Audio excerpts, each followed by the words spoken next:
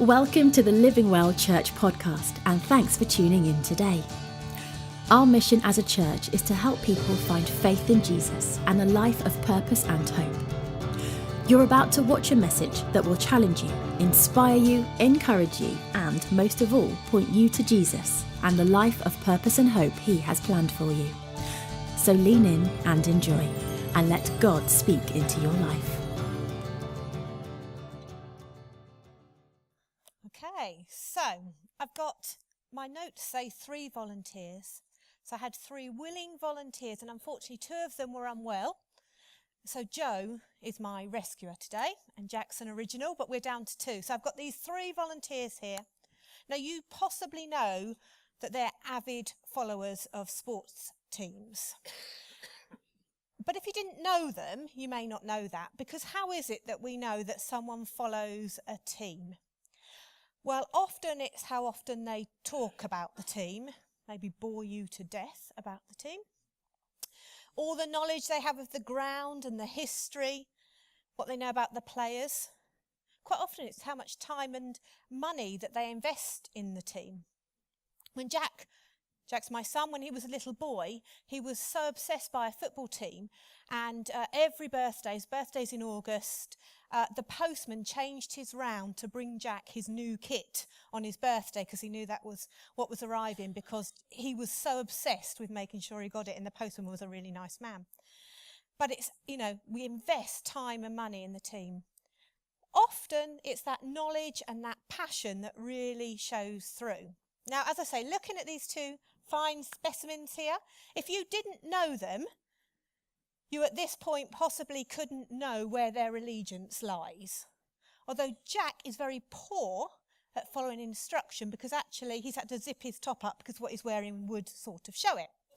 So, gentlemen, you have with you something that absolutely makes it clear that Joe supports Man United, yeah? Yeah, you can show it. You can put it on if it'll go over what you're wearing.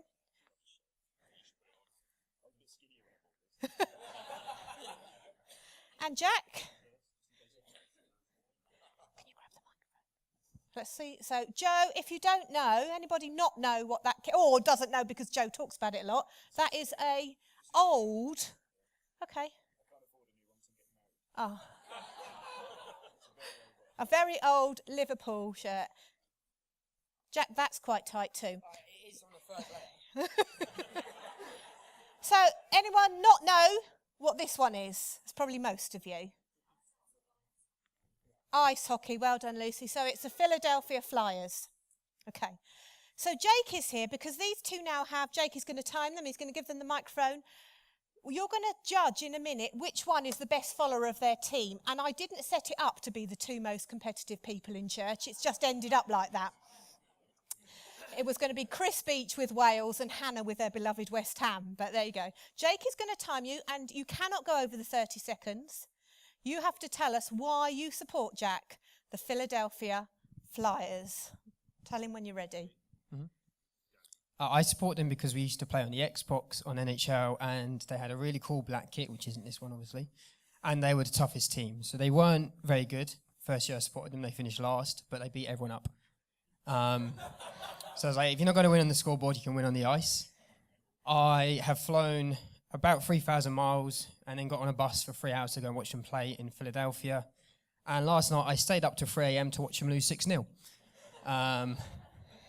They're not the easiest team to support. Well done. Okay. So, Joe, just why you support them? Yeah. My uncle's to blame, actually. So my Welsh uncle got me into them when I was far too young to have chosen a better team. And if you're a generation older than me, then Liverpool used to win everything. So people think that's why Noel supports them, for example. I've been through the tragedy years, as I call them, where we haven't barely won anything. In the last 3 years, we've been in 3 finals, no cups, but I'm still a supporter because that's what it means. So. Excellent. Didn't even run out. Okay. So Jack. Again, I'm not sure how good you are at following instructions, because now your question is, what have you done that most shows your passion about your team? So if it isn't flying all those miles, what is it? It is definitely, because they are playing North America, the earliest the game generally starts here is midnight. So They play 82 games a season, and I probably watch between 40 and 60 of them live a year. So I pay about £120 a year for the privilege of watching them lose. And Joe, what most shows your dedication Well, to Liverpool? I pay a lot more than £120 to watch Liverpool lose, so I think that makes me a better supporter. Sky Sports is extortionate nowadays. When I lived in Canada for 3 months, I used to get up at 3 a.m. every Saturday morning to watch Liverpool play. Even though they used to replay it at a more sociable hour, I wanted to watch it live, so I'd get up at 3 a.m. every day to watch it. Okay, so they knew about those bits, but what they didn't know is I now have some trivia questions for them.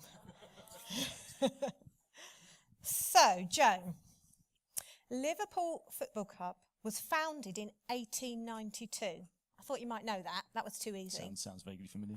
So who was their first manager? I wasn't even born. I don't know. Oh, you don't know. Joe, you're losing that point. Okay. Joe, you've got another question, okay, two right. each. Are there any from the era I was alive? Or Yeah. Yeah, okay, good. This one is. So, one of the most famous Liverpool players, even I know him, was Michael Owen. Mm-hmm. So, Traitor. who were the opponents when Michael Owen made his Liverpool debut? And you can have a point, 2 points instead of one if you know when it was. As well, of course, getting who they played. What, the year? Well, I know more than the year, but yeah. Okay. Who were the opponents? I think was it Everton? No, that would have been poetic. It was Wimbledon. That does sound familiar, yeah. The year? Was it 90? Yeah, I think it was 96 or 97. Which one you going for? 97. Yes, you've got a point. Jack, what year did you say they lose, they obviously haven't always, according to this question. What year did the team win their first Stanley Cup? 73, 74. So, So 1974. Yeah. Right? Yeah. Two, actually. Right, so this one you can have a bonus point as well. So apparently the Flyers have some jerseys hanging from the rafters. I'm going to give you some numbers. Which one of them is not hanging from the rafters? They're meant to know their teams. And you can get the bonus point if you tell me why it's not there. So these are the numbers: 16, 7, 4, 31 and 88. Oh, blank face, I love it. I can tell you who the players are for each number. Well, and which one's not hanging? 31, Why? because he died. Billy Lindbergh died in the car crash. Okay, Joe. Wrapped his Ferrari around Bollard. He did. Pele Lindbergh, is that how you say it? Died in a car crash. 86. So, you are, though, the deciders of which is the most dedicated follower. In a very traditional way, you can cheer and clap. Those that want to vote for Joe, you're not voting for Liverpool, okay? No, you're voting for how well they did. So, those that think Joe is the best follower of his team from those three combined things, the reason he supports the most dedication and his answers, cheer and clap for Joe. Those that think it's Jack for the Philadelphia Flyers, cheer and clap for Jack. Thank you, guys. Yeah, we'll never cheer you again, boys.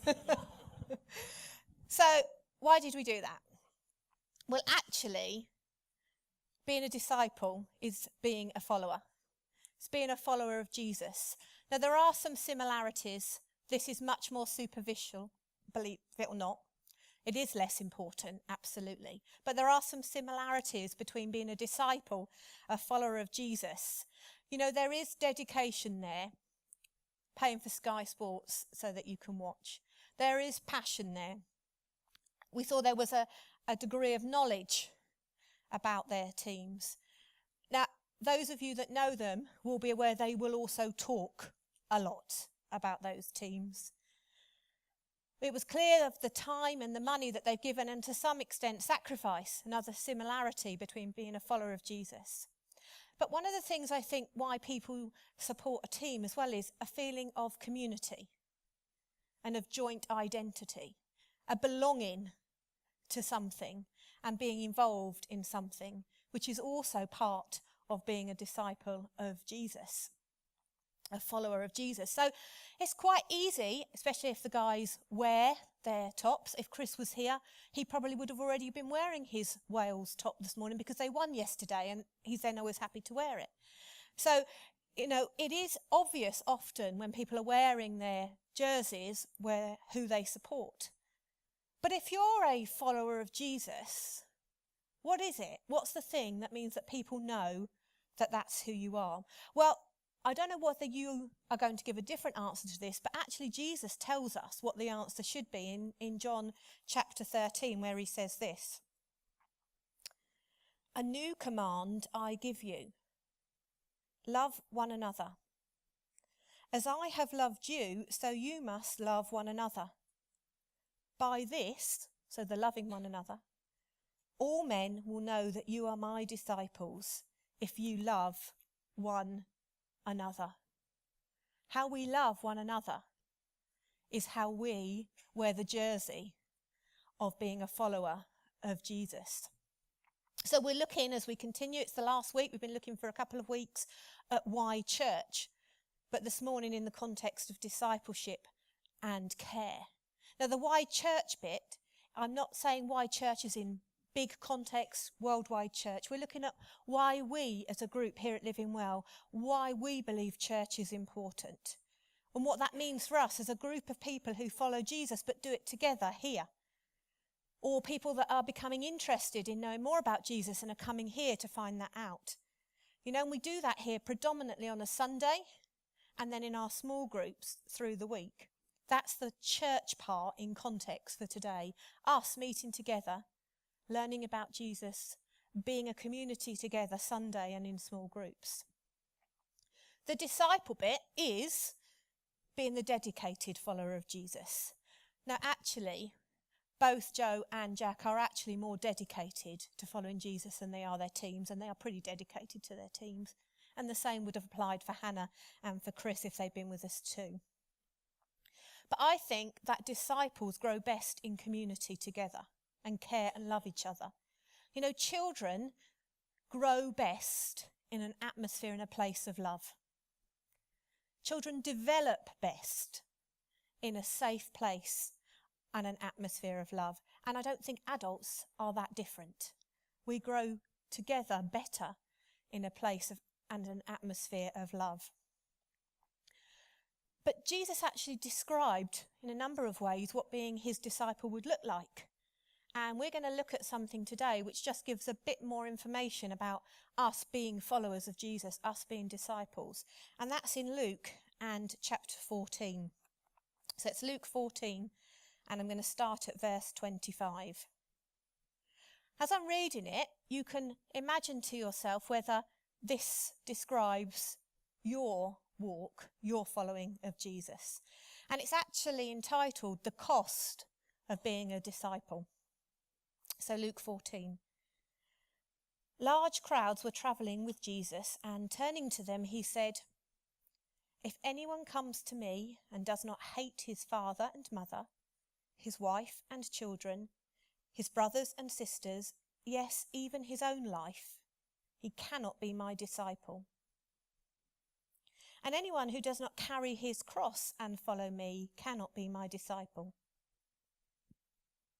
Suppose one of you wants to build a tower. Will he not first sit down and estimate the costs to see if there's enough money to complete it? For if he lays the foundation and is not able to finish it, everyone who sees it will ridicule him, saying, 'This fellow began to build and was not able to finish.' Or suppose a king who is about to go to war against another king, will he not first sit down and consider whether he is able with 10,000 men to oppose the one coming against him with 20,000? If he's not able, he will send a delegation while the other is still a long way off and will ask for terms of peace. In the same way, any of you who does not give up everything he has cannot be my disciple. Salt is good, but if it loses its saltiness, how can it be made salty again? It is fit neither for the soil nor for the manure pile, it is thrown out. He who has ears to hear, let him hear. As I said in the message that comes out before a Sunday, being a disciple is not for the faint-hearted. You know, there's 5 key points here that Jesus tells us about what it is to be a disciple. Now, each one is at least a sermon on its own, but I'm going to précis them relatively shortly, in a very short way, but you can always go away and really research and understand better. Because at first glance, hating your family does not seem to fit with the rest of the Bible. But actually what Jesus is saying is, love me more. The context for the word, love me more than everybody else, including yourself. Or maybe more accurately translated, love everyone else slightly less than me. You know, it's clear that I must love my husband, my children, you as my fellow people in community and church with me, but I need to love Jesus more. That's why it's not for the faint-hearted being a disciple. And then Jesus says, you've actually got to live as though you're dead. You know, because what he says is, who does not carry his cross. Well, contextually at this time, the only people carrying a cross were dead men walking. There were people literally on their way, ready to be crucified. And we've sort of sanitized the cross a little bit. I've no objection to people wearing the cross, but we wouldn't wear an electric chair round our necks. But that's what it was in Jesus' time. It was the equivalent. And we sometimes, because of the amazing grace that comes through the cross, we've sort of forgotten some of the horror. But Jesus saying here, you need to be dead to everything else but me, dead to the world. And of course, what we know is that in doing that, we're actually liberated from bondage. I think in one line, what he's saying is, you have to understand as disciples, the world can never offer you more than I can. So you've got to love me more than all else and understand that everything you need and that can be offered is in me, is what Jesus is saying. Then he goes on to tell 2 things that understand that there is a cost. Now I want to make it really, really clear here. Salvation, coming to know Jesus as Saviour, is absolutely free. And if you haven't yet made a decision to follow Jesus as become a believer, you can make that choice today, and wow, is it free. The price is paid, the work is completed, and we can freely accept that. So believers in Jesus are born. Jesus even talks about us being born again. But disciples are made. You know, it's forever being a disciple. Joe and Jack, both on our stage, are both getting married within the next few months, but their marriage isn't the wedding day. They're both them, I assume, probably have an emblem. They probably wear a ring. That isn't their marriage either. But it's a reminder that actually it wasn't one day. The ring's a reminder of a commitment to living as holy and good husbands for the rest of their lives. It's a reminder that it's for eternity, just goes on and on. And in the same way, being a disciple isn't the initial decision of coming to faith in Jesus. Being a disciple is forever. You know, there is no point whereby that you stop being a disciple. In the same way it's a husband. There's no retirement from marriage. There's no time off, for good behaviour. And it's the same in discipleship. You know, Christ uses us every day if we're willing to follow him. Because the cost that Jesus talks about here of discipleship is understanding that it's a long-term project. I actually think it's a growing commitment in the way that often people grow together in marriage. It's a growing commitment to Christ. But also the New Testament's really clear. Being a disciple is not just a one way. It's a this way. It's a commitment to caring for other disciples too. Then Jesus talks about 2 kings, and we might not understand the context if I just gave you the sentence that actually says this means about surrendering all. But in Jesus' time, if 2 kings were looking to go to war and there was absolutely no way one could win, he did have 2 options. He could actually sacrifice all of his army and his own life, or he could consider surrendering. But that point of surrender meant he become the slave of the other king. And what Jesus is saying is, if you're going to be a real disciple, you need to surrender humbly everything. I don't reckon it was that nice for a king to come and humbly give himself over to be the slave of another king. But Jesus is saying, that's what I need you to do. But if you look at that king surrenders because he realises he can't do it on his own. He can't win. He can't provide the answers. He can't make that situation that he's the winner. And some of that is what we do at salvation. At the point we accept Jesus, we suddenly realise, or gradually realise, that we can't do life without this Saviour. This man who was God, who said, I will give everything for you. And so being a disciple means as well that we need to daily keep doing that. Daily keep surrendering to what it is that Jesus is asking of us in our lives.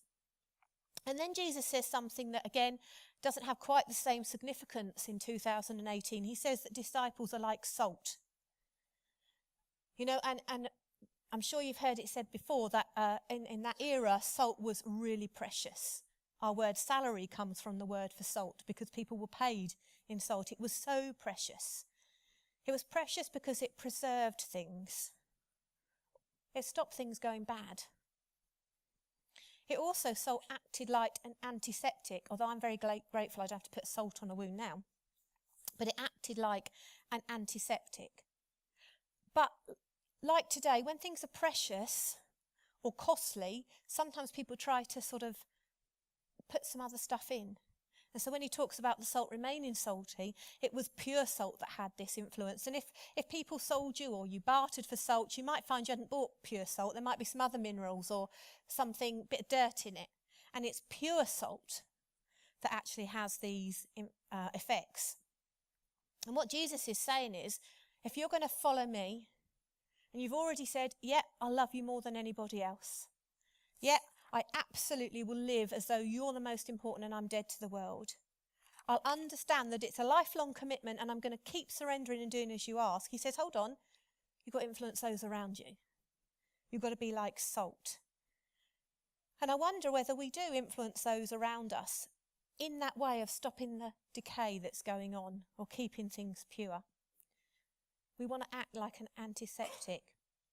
But the important thing is, if I bought 1 grain of salt to put on some meat to keep it pure, it would have absolutely no effect. None at all. So I can maybe live, or try to live to these other 4 things. But I'm actually not going to influence anybody else unless I'm doing it with you.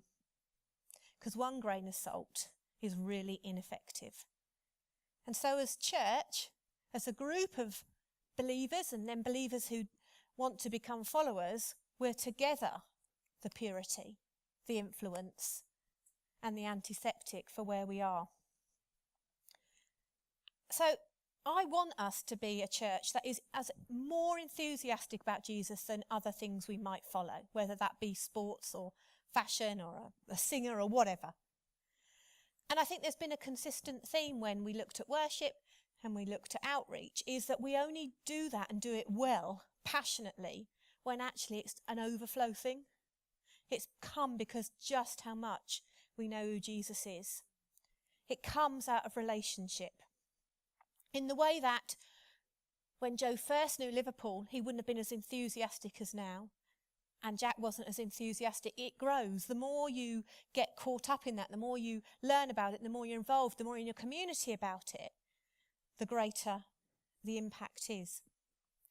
You know, we've said that about worship and we've said it about outreach. It's a natural response if we really, really are in relationship with Jesus. It's been said on both other occasions, it's knowing and understanding that Jesus poured himself out for us. He did so recklessly, extravagantly, and unreservedly. Those teams have not actually done anything for Joe, apart from take his money and make him sad on occasions. Lots of occasions. And yet, they've got his dedication. I actually think the team has done something for Jack. I mean, it found him a wife, so that's quite good. But Jesus gave everything for us. We've said again both other weeks, he took the whole of our sin. And doesn't that make him worthy of all of me? Not a bit, not a part. All of me and all of you. That's why we can live as Jesus asked us to as followers, because we can know he's worthy of us putting him first before all others, loving him most, understanding he's all we need, being committed to him for life, surrendering to him daily, and together influencing those around us. And you know, all the other things come out of that. I can then love my family better. I can love you better. I can see what others need. I can help others to be committed. And I can help you and you can help me as we influence the world around us for Jesus. So we've got some idea this morning of what being a follower, a disciple of Jesus is. But you probably knew that. But the really question I want to ask you this morning is, do other people know that? Can other people, when they see us, see who we follow? You know, going back to where I started in John 13, by this shall all men know that you are my disciples, if you have love one for another. It's how we treat each other, whether it's loving, caring, and from an overflow of loving Jesus. That's what will show people that we're disciples. It's really interesting, isn't it, that it's a direct command there in verse 34 of John 13, a direct command from Jesus to love one another. It's not a add-on. It's not a if it's a good day or you're feeling like it. And it's followed by as I love you. We're loving each other as Christ loves us. I know that even on my best day, I don't love you as well as Christ loves me. And it's an aspiration. It's a desire to want to do that. And if we do, that will be noticeable. And I think it is noticeable. I actually think putting a picture on our social media that shows we wanted to really support Jane and Noel and the Outreach Centre is a noticeable way of showing we love each other. It's visual. People will see us. It's actually unmistakable. If you see Jack in that Philadelphia Flyers top, you might not know who they are, but you sort of guess he's supporting a team because it looks like a sports jersey. It's a hallmark of being a follower of Jesus. Quite simply, how we love and care for each other, church, is wearing our team's emblem. It's our team colours. It's living well colours. It's how we love each other. I saw a great quote this week from Archbishop Justin Welby, and this is what he said. When the church is working, it is the most mind-bogglingly, amazingly, extraordinary, beautiful community on earth. So when we're working, we're amazing, we're extraordinary, we're a beautiful community. When the church is working, it heals, it transforms, it loves, and it changes society. One grain of salt can't be church. One grain of salt can't heal our community. You might do a good job of supporting one person, trying to heal them, but you can't even do that on your own. You'll need support to help you. It transforms. One grain is not great at transforming. It loves, and it changes society. So we've been looking at why church and why we come together, and we come to worship God, who absolutely deserves more worship than we could ever give him. We come together as church Sundays and midweek because we want other people to know him. We want outreach, and that comes from the overflow of us knowing what Christ is giving us, and we want others to have it. But we also regularly come together on a Sunday and in the week because actually we want to make ourselves better disciples. We want to be good disciples of Jesus, and we cannot do that alone. We need to be in community. You know, we're clear here over the last few weeks that God is calling Living Well Church to a new season. And the excitement is it's a season of growth. The hard work, the bit not for the faint-hearted, is that we need to all be willing to be disciples together to make it work. I'm really willing to often be up and at church at 7:30. But if I'm the only one there, you do not want to come and hear the worship, because it will not be set up right. You probably don't really want me to organise the kids' work, and I'm happy to do it, but, organise it and do the craft ready for them. But I'm ready to be a part, a grain of salt in us being disciples together. So all I want to ask you this morning is, despite the fact that being a disciple isn't for the faint-hearted, we have such excitement as leaders of what Christ is going to do as we move venue, as we start a new year, with the promises he's given us for growth. And I'd like a big bag of salt to be doing that with me. I want us to be wearing team colours that don't do anything other than shout, these people love each other and they love Jesus. Even when Liverpool lose, Joe wears his shirt with some sense of pride in his belonging to that group.